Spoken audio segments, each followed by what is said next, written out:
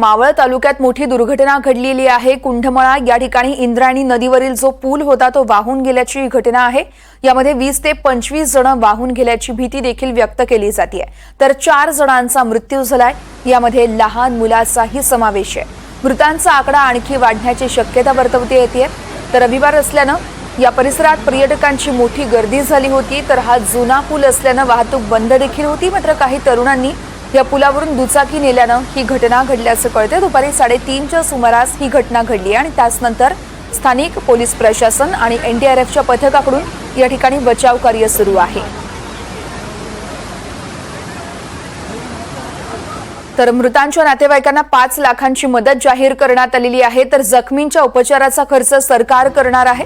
त्याचबरोबर या घटनेची पंतप्रधान नरेंद्र मोदी आणि अमित शहांनी मुख्यमंत्री देवेंद्र फडणवीस यांच्यासोबत फोनवरून चर्चा करत घटनेचा आढावा घेतलेला आहे। तर दुसरीकडे जुन्या पुलांचं ऑडिट करण्याचे आदेश उपमुख्यमंत्री एकनाथ शिंदे यांनी दिलेले आहेत।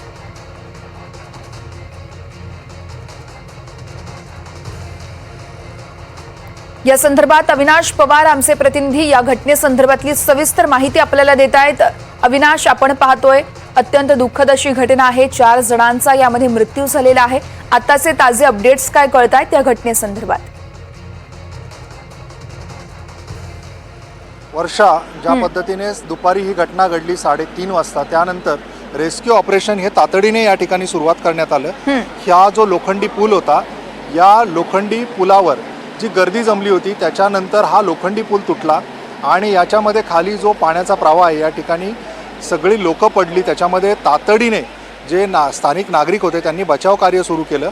त्याच्यामुळे जवळजवळ 32 ते 35 जणांचा जीव हा वाचलेला आहे तातडीने त्यांना मदत मिळाल्यामुळे। मात्र या लोखंडी पुलाखाली काही लोक अडकली। याच्यामध्ये आता 4 जणांचा मृतांचा आकडा हा पुष्टी होतोय आपल्या प्रशासनाकडून की 4 जणांचा याच्यामध्ये मृत्यू झाला आहे। याच्यामध्ये एका लहान बालकाचा देखील समावेश आहे, जे 6 वर्षाचं बालक आहे।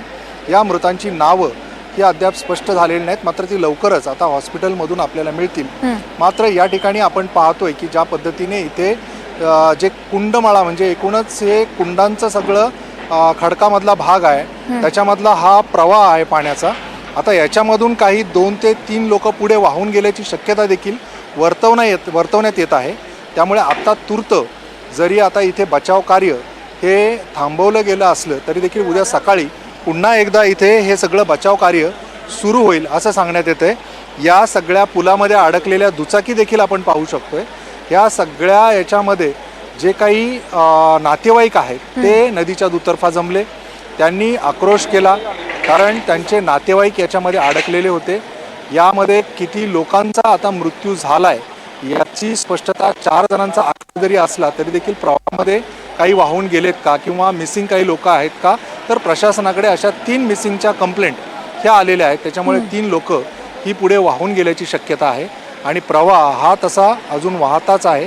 काल परवापासून इथे पाऊस हा मोठ्या प्रमाणात होता, त्यामुळे ह्या डेड बॉडीज पुढे वाहून गेल्याची शक्यता निर्माण झालेली आहे। या सगळ्या पार्श्वभूमीवर प्रशासनाने आत्ता जरी तूर्त हे बचाव कार्य काही काळ थांबवलेलं असलं तर देखील पुन्हा एकदा सकाळी हे सगळं बचाव कार्य सुरू होईल आणि पुन्हा एकदा आपल्याला लक्षात येईल की निश्चित मृतांचा आकडा किती आहे आणि अजून काही याच्यामध्ये मृतांचा आकडा हा समोर येतोय का। एकूणच आता ही जे काही गंभीर जखमी आहेत त्यांना आजूबाजूच्या हॉस्पिटलमध्ये, सरकारी हॉस्पिटलमध्ये ॲडमिट केले गेलेले आहे। त्याच्यामध्ये देखील गंभीर जखमा आहे किंवा गंभीर दुखापत झालेली आहे, त्याच्यामुळे त्याच्यावर देखील आपल्याला लक्ष ठेवावं लागेल। तृप्ती, निश्चितच अविनाश, त्यामुळे बचाव पथकाला देखील कुठेतरी रात्र झाल्यामुळे या संपूर्ण रेस्क्यू ऑपरेशन करत असताना मोठे अडथळे येत आहेत। आपण पाहतोय सगळे अपडेट तुमच्याकडून सातत्याने जाणून घेत राहू।